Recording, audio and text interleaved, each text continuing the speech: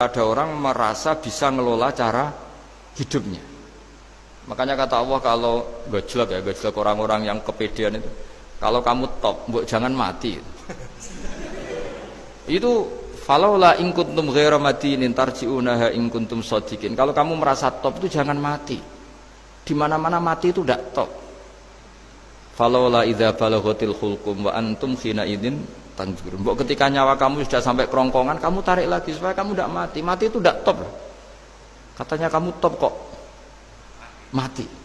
Jangan mati. Kalau top itu jangan mati, jangan miskin, jangan tua, jangan jadi jelek. Pokoknya top terus gitu. Itu digojlok sama Allah. Tapi orang itu lupa bahwa ketika sehat begini kita seakan-akan ngelola kehidupan. Nah gara-gara merasa ngelola seakan-akan kalau mati lalu saya gimana ya kalau mati?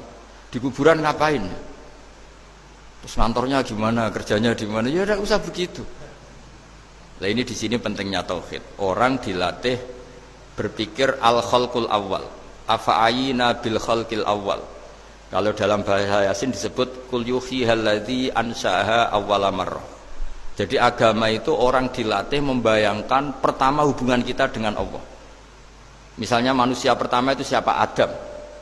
Adam bisa berpikir, bisa berlogika, bisa jalan-jalan, bisa macam-macam.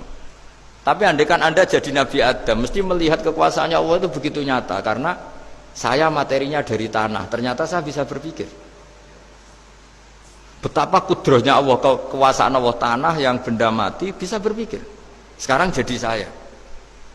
Sehingga kira-kira Nabi Adam kalau ketemu tanah itu ya, kalau mau maksiat, wah ini tanah ini pasti komplain. Nah di sini pentingnya beragama. Sehingga ketika Rasulullah ngendikan, jika kamu memperbanyak sholat, maka tanah-tanah ini bersaksi terhadap sholat kamu. Jika kamu maksiat, juga tanah-tanah ini menjadi saksi pemberat. Itu kamu tidak jagal sama sekali, karena manusia pertama yang bernama Adam yang bisa berpikir itu materinya dari tanah. Jika kita tidak janggal ketika tanah disetatuskan bisa bersaksi. Tapi setelah kamu berpikir tanah itu bisa dicangkul, bisa dijadikan berhala, dijadikan kendi, dijadikan macam, seakan-akan tanah itu ya benda yang tidak penting. Tapi Nabi itu beda dengan kalian. Nabi tahu betul tanah ini makhluk Allah yang bisa berpikir. Sehingga Nabi yang ngetikan kalau kamu sholat sunat atau beribadah sebaiknya jangan di tempat yang sama, biar yang menyaksikan kamu sholat itu banyak. Kita mungkin kan masa bumi bisa bersaksi. Tapi andaikan Anda Nabi Adam itu tidak akan janggal seperti itu, karena dia tahu materinya dari tanah dan ternyata jadi mata yang bisa melihat, jadi telinga yang bisa mendengar. Makanya Allah selalu mengingatkan, ingatlah al-khalqil awal, afayina bil khalqil awal. Karena khalqil awal ini yang menjadikan fitrah beragama yang baik. Sehingga ketika orang Yahudi bilang nggak mungkin Nabi Isa itu nggak anak zina, wong ibu kok tanpa bapak, anak kok hanya ada ibu tanpa bapak. Allah cara menjawab, inna masalah Isa intawoy kamasali Adam. Jika kamu protes ada Isa karena tanpa bapak, ya protes dengan Nabi Adam, tanpa ibu, tanpa bapak. Nah, ini diingatkan al-khalqil awal. Makanya Yasin bilang, kul yuhyihalladzi ansa'aha awwala marrah. Awwala marrah itu kamu harus berpikir ketika hubungan kamu sendiri dengan Allah zaman sebelum ada semua. Jadi misalnya alam raya ini, bumi sebesar ini, masa suatu saat terus hilang, hancur, nggak berbekas. Ingat saja, bumi ini mulai dulu ya nggak ada. Diadakan oleh kekuatan besar yang super ada, yaitu Allah Subhanahu Wa Taala. Nah di sini kenapa faham-faham ateis itu hilang di dunia. Meskipun ada itu karena saking mungkin kurang peradaban. Makanya guru-guru kita mulai zaman Nabi Adam sampai sekarang itu cara berpikir sederhana. Bumi ini kadung ada. Di mana-mana sesuatu yang ada pasti disebabkan yang lebih ada. Kan nggak mungkin bumi yang ada kemudian penciptanya itu udah ada. Itu kan ngajak goblok bareng gitu kira-kira gitu.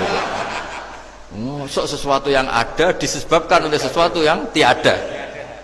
Maka guru-guru kita ngajari, pertama sifat Allah itu wujud. Karena ini wujud super atau kausa prima, terus kiai bilang wajibil wujud. Wajibil wujud terjemahan bebasnya ya wujud super. Karena wujudnya Allah itu yang mempengaruhi ya semua alam raya ini, dia harus di depan. Masa yang menciptakan di belakang? Makanya terus disifati qadim. Qadim itu harus lebih dulu atau awal. Nah, makanya ketika Fir'aun ngaku Tuhan itu cara membatalkan Nabi Musa itu sederhana. Kalau kamu Tuhan berarti bapak kamu nggak ada Tuhan karena Tuhannya terlambat datang. Nah, itu langsung. Oh iya ya kalau ya kan berarti babanya dia tanpa Tuhan kan Tuhannya baru kemarin. Akhirnya baru diurus. Akhirnya baru diurus itu Tuhannya. Makanya Fir'aun itu akhirnya Nabi Musa punya pengaruh besar di kalangan punggawa Fir'aun. Karena ketika debat terbuka itu punggawanya dengar.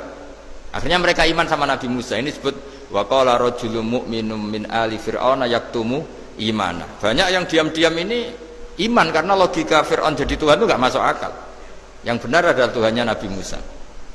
Nah orang-orang ini itu ya dibilang nggak loyal ya pokoknya dia iman. Dan dia juga yang ikut rapat. Besok Musa tangkap. Karena mereka sudah iman sama Musa terus sebelum eksekusi itu datang, ini datang ke Musa. Tadi malam saya ikut rapat, keputusannya Anda ditangkap mau dibunuh, jangan lari saja dulu kan. Jadi kan nggak bisa disebut pengkhianatan kan ini orang baik. Jadi malamnya ikut rapat, besok Musa tangkap bunuh. Iya Nabi Musa paginya sebelum di itu Musa saya nanti malam ikut rapat dan keputusannya Anda ditangkap dibunuh, kamu lari aja sekarang. Nah kenapa iman? Karena logika yang dibangun Nabi Musa. Makanya ciri utama kebenaran itu bal naqdhifu bil haqqi 'alal batil fayadmaghuhu fa idza huwa zahid. Kebenaran sejati itu boleh diuji di mana saja. Dan Anda tidak usah khawatir kebenaran sejati itu kalah. Pasti menang. Kalau kebenaran itu kebenaran sejati pasti menang. Nah, di sini terus ada ulama-ulama kayak banyak lah termasuk di Indonesia kayak Pak Quraisy Shihab kayak yang nyaman saja anak-anaknya di luar negeri karena merasa kebenaran sejati itu tidak akan kalah.